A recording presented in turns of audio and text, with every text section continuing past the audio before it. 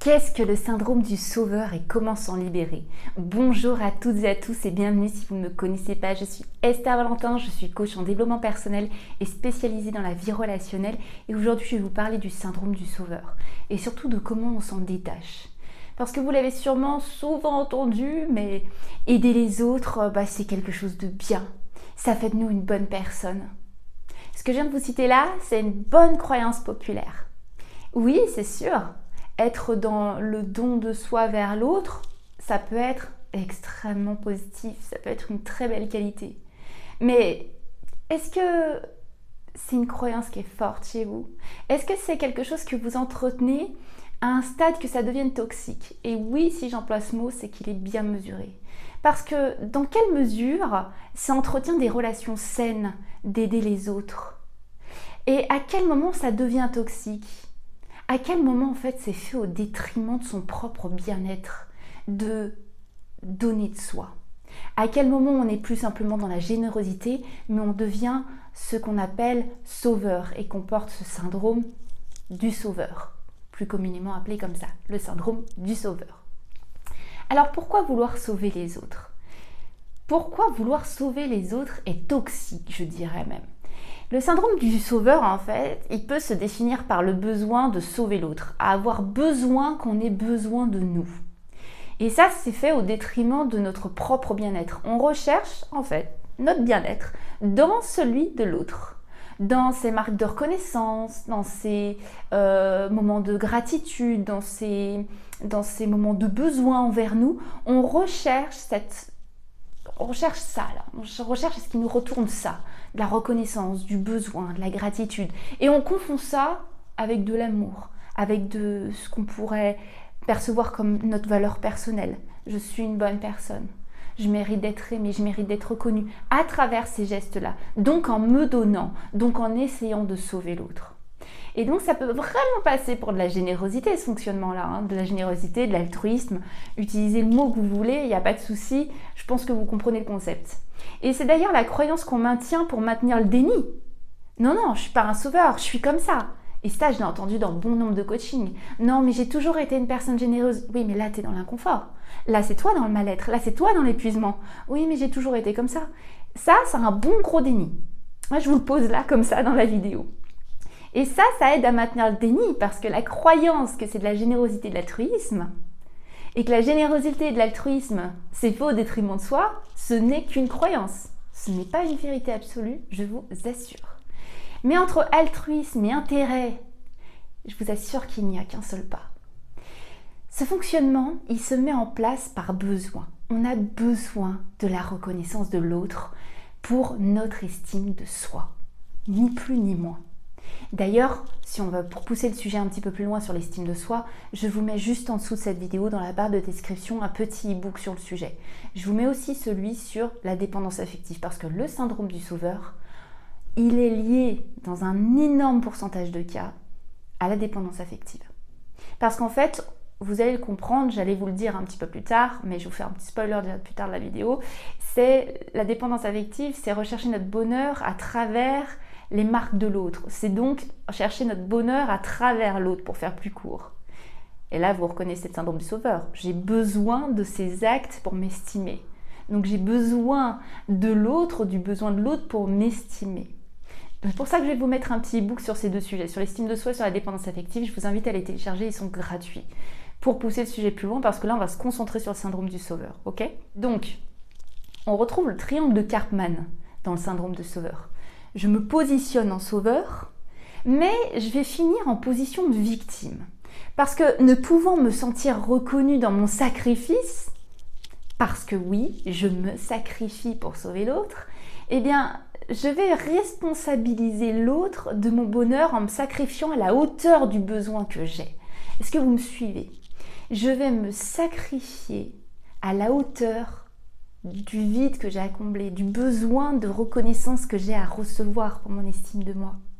Et là, mon sacrifice, il va être haut, et dans ce fonctionnement-là, je suis en train de responsabiliser l'autre de mon bonheur. Je me sacrifie pour que tu me renvoies ce dont j'ai besoin. Je n'arrive pas à trouver le cheminement pour moi répondre à mes besoins et donc rentrer dans un fonctionnement beaucoup plus sain d'amour réciproque. Et c'est pour ça qu'on va finir en victime. Parce qu'on ne sera jamais reconnu à la hauteur de nos sacrifices. Parce qu'on ne vous a jamais demandé de vous sacrifier en fait pour une relation. Ça, c'est un fonctionnement interne qui provient certainement d'un passé, de vos blessures, mais là n'est pas le sujet, je veux vous parler du ici et maintenant. C'est une responsabilisation de l'autre de votre bonheur. Et ça ne vous reviendra jamais. Tout simplement. Jamais on ne reçoit à la hauteur de son sacrifice. Ça ne fonctionne pas comme ça. Et donc réaliser ce syndrome du sauveur, réaliser qu'on a ce fonctionnement, c'est pas forcément simple. Parce qu'on va donner du sens à tout notre fonctionnement, à tout ce qu'on fait. Et on va donner du sens grâce à toutes ces croyances qui sont très populaires, hein, comme on a vu dès le début de cette vidéo. Être gentil c'est bien, être généreux ça fait de moi une bonne personne, je suis généreux, je suis comme ça, c'est ma personnalité. Et là je vais donc vous reposer cette question. À quel moment cela insinue que la générosité ne doit pas être pour soi-même, mais au détriment de soi-même? Je vous repose la question. À quel moment être généreux, ça insinue que ça doit être au détriment de soi-même? Je vous laisse y réfléchir. Le réaliser pour aller vers un autre fonctionnement, ça permet de se libérer de l'amour toxique, ni plus ni moins. C'est un amour qui est inégal, c'est un amour qui est dans le besoin quand on est dans le syndrome du sauveur. Quand je parle d'amour, c'est pas uniquement les relations amoureuses, je parle de tout type de relations, ok? Parce que de ne plus responsabiliser l'autre de son propre bonheur, mais de le récupérer, ce pouvoir. Ça nous permet de laisser entrer l'amour véritable dans notre vie. Ça nous permet d'exister à cet amour véritable. Je vais vous donner un exemple. Je n'ai rien prévu cette semaine pour être tout le temps disponible pour lui. Mais lui, il veut voir ses amis. Je me sens complètement abandonnée. Ok ? Donc dans cet exemple, ce que je vais vous inviter à vous demander, c'est qui a demandé de me rendre autant disponible?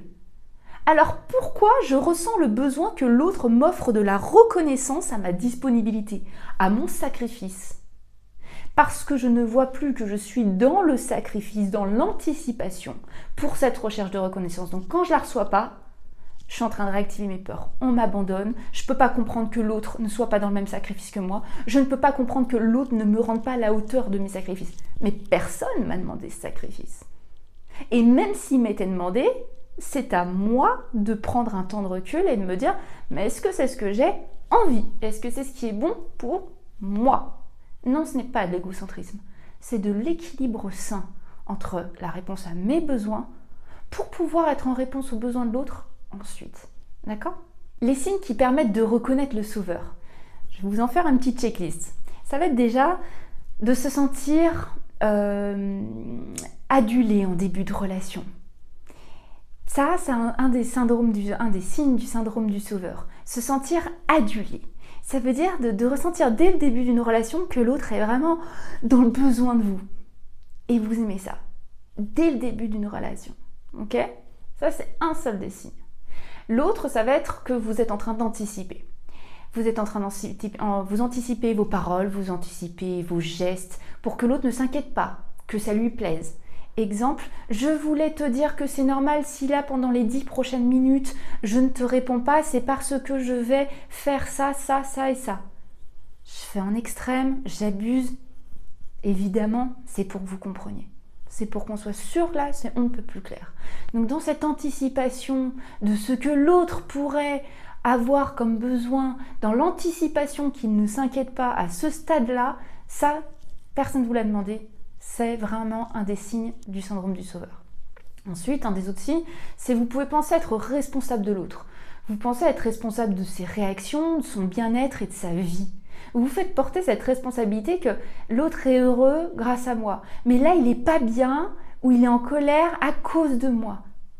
Non, l'état émotionnel appartient à la personne. C'est à la personne de faire une gestion de ses émotions, de faire une gestion de son bien-être, une gestion de sa vie. Vous ne pouvez pas vous donner un tel rôle. Le syndrome du sauveur nous donne un sentiment de culpabilité et de responsabilité parce que nous-mêmes, on responsabilise tellement l'autre de notre bonheur qu'on n'arrive pas à comprendre qu'on n'a pas cette responsabilité pour l'autre. Vous me suivez? Un des autres signes, c'est vous pensez que vous savez mieux que votre partenaire, je veux dire votre partenaire ou votre ami, peu importe la relation, mais vous savez mieux que l'autre lui-même ce qui est bon pour lui. Et ça, je vous assure, prenez un temps de réflexion. Ces moments où on dit non mais tu devrais faire ça, ce serait mieux. Est-ce qu'on vous l'a demandé? Est-ce qu'on vous a demandé conseil? Ça, c'est le genre d'anticipation, bien sûr, à la base, on peut avoir juste envie de bien faire. Mais même si vous n'êtes pas forcément dans le syndrome du sauveur, ces comportements-là, même si vous les faites redescendre dans votre vie, vous serez toujours vers une relation beaucoup plus saine qu'à les maintenir et à faire grandir ce genre de comportement. Anticiper l'autre, faire comme si on n'avait pas confiance en lui, se prétendre mieux savoir que lui ou elle, ce qui est bon pour lui ou elle, c'est quand même très déplacé, soyons honnêtes. Un des autres signes, c'est que vous faites passer les besoins de l'autre avant vous. Je ne vais pas m'éparpiller sur ce signe-là, je pense que vous l'avez compris, on en a déjà bien parlé dans cette vidéo. Et le dernier signe que je voulais vous partager, c'est vous avez l'impression qu'il ou elle n'apprécie pas assez ce que vous faites pour lui ou pour elle. Ça, ce déséquilibre, souvent, ça ne demande pas à ce que l'autre reconnaisse plus ce que vous faites. Ça demande de vous rééquilibrer, vous.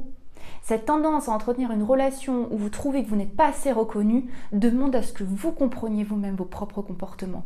Pourquoi vous n'êtes pas reconnu? Est-ce que on vous a demandé autant? Pourquoi vous en faites autant? Vous me suivez? Je voulais quand même rajouter ce qui peut être un signe, ce qui peut être un petit peu une conclusion à ces signes, c'est que si un sauveur a l'impression de ne pas trouver la reconnaissance qu'il recherche désespérément, tout simplement, ce qui peut se passer, c'est que ça va lui donner un sentiment d'inutilité et ça peut vraiment conduire à une profonde déception, voire de la rancœur et, je vous assure que je n'abuse en rien, voire de la dépression. Donc c'est quand même, ce syndrome du sauveur, quelque chose qui demande à être régulé, à être rééquilibré.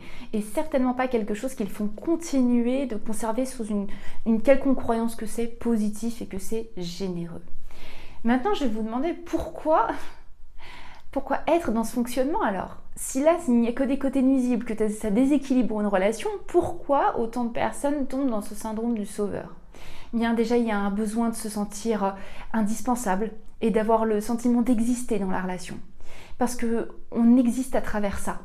C'est le format de la dépendance affective. Je ne ressens pas mon importance, ma valeur personnelle uniquement à travers qui je suis, pour moi, ce que je fais.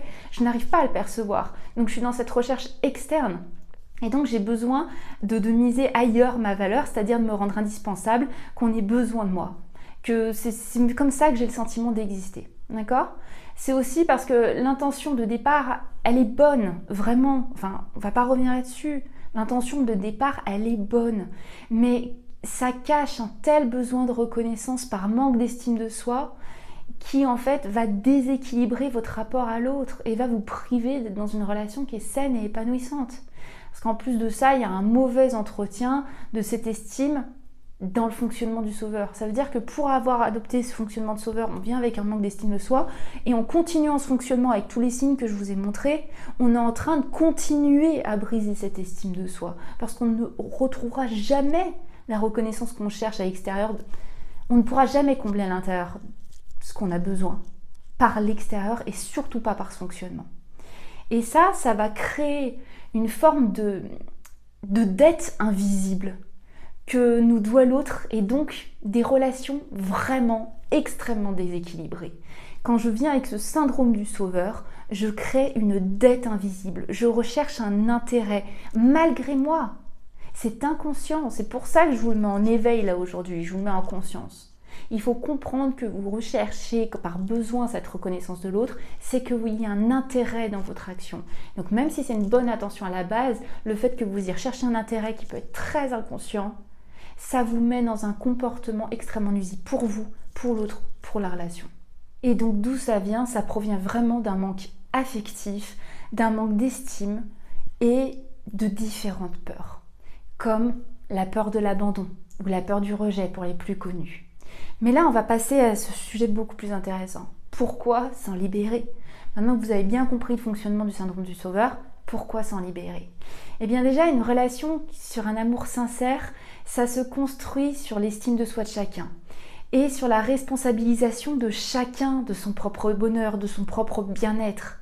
Et donc dans un environnement clair, fluide, où chacun a ses limites, où chacun les verbalise, les pose, c'est là qu'on construit une relation saine avec de l'équilibre et c'est là qu'on peut s'aimer sincèrement.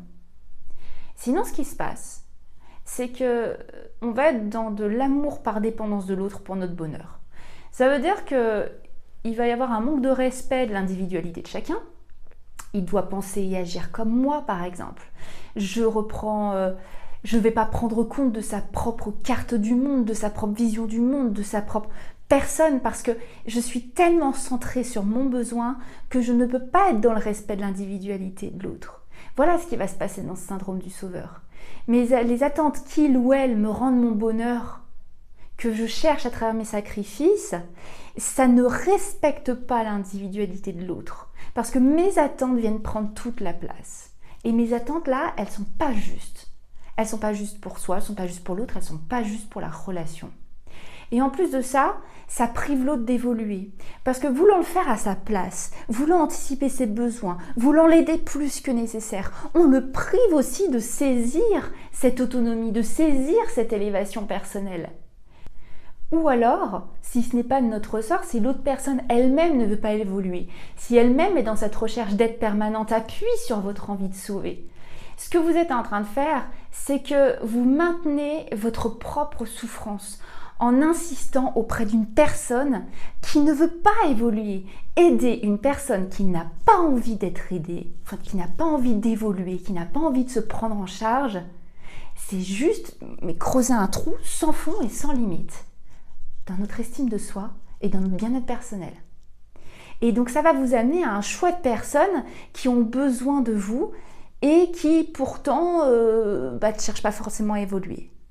Ou ça peut vous faire entrer dans des relations qui sont très manipulatrices, en tout cas avec des comportements très toxiques. On peut se retrouver avec ce syndrome de sauveur à être auprès d'une personne qui va puiser votre force, votre énergie, votre temps, voire votre argent, alors que derrière ces promesses, derrière les paroles, il n'y a aucunement vraiment d'acte qui montre que cette personne veut évoluer.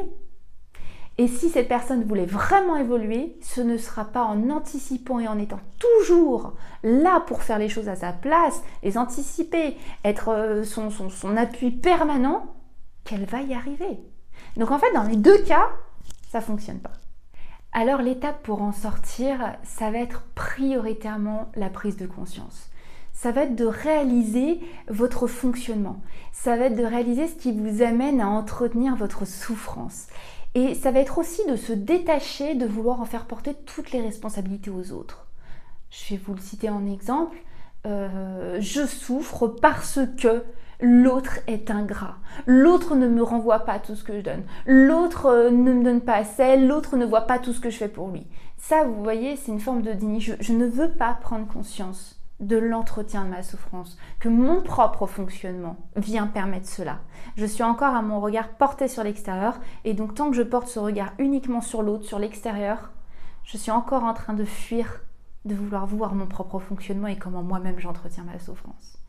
Ensuite, ça va être de prendre le temps et le recul d'analyser vos relations dans un premier temps, d'y observer les possibles répétitions, les possibles schémas que vous retrouvez.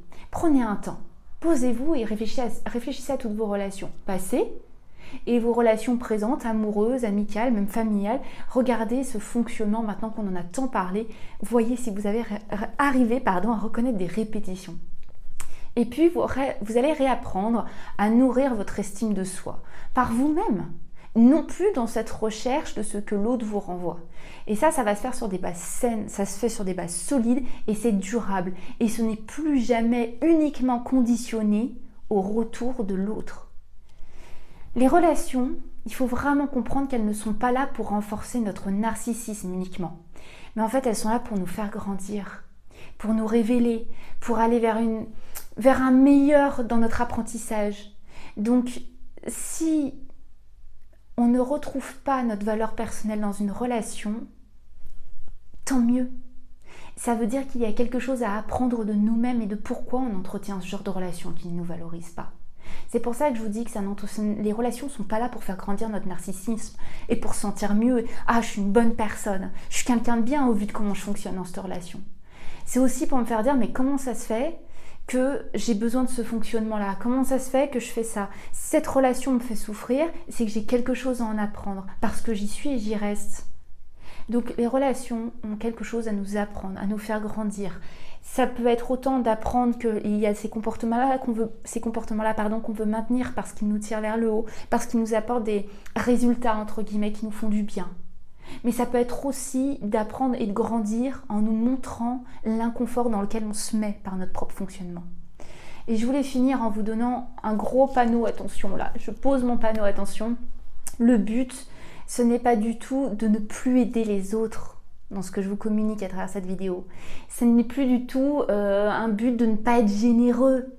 Mais c'est de le faire dans un équilibre et un respect de soi. C'est de le faire dans une meilleure qualité relationnelle. C'est de sortir de l'auto-sabotage et de comportements toxiques pour aller vers un fonctionnement épanouissant. Et vous le savez, à chaque fois que je vous communique un quelconque contenu, que vous me suiviez ici sur YouTube, que ce soit sur Instagram, Facebook, que ce soit en écrit ou que ce soit là en vidéo, tout le but n'est pas d'appauvrir ce qu'il y a de beau en vous. C'est d'utiliser ce qu'il y a de beau non plus contre vous, mais pour vous, et ensuite le faire grandir d'une manière saine et équilibrée dans votre rapport à l'autre, pour que vous aussi vous en tiriez les bénéfices de vous sentir de mieux en mieux, c'est-à-dire une meilleure estime de soi et des qualités de relation qui vous nous sentir bien. C'est là tout le but que je vous souhaite.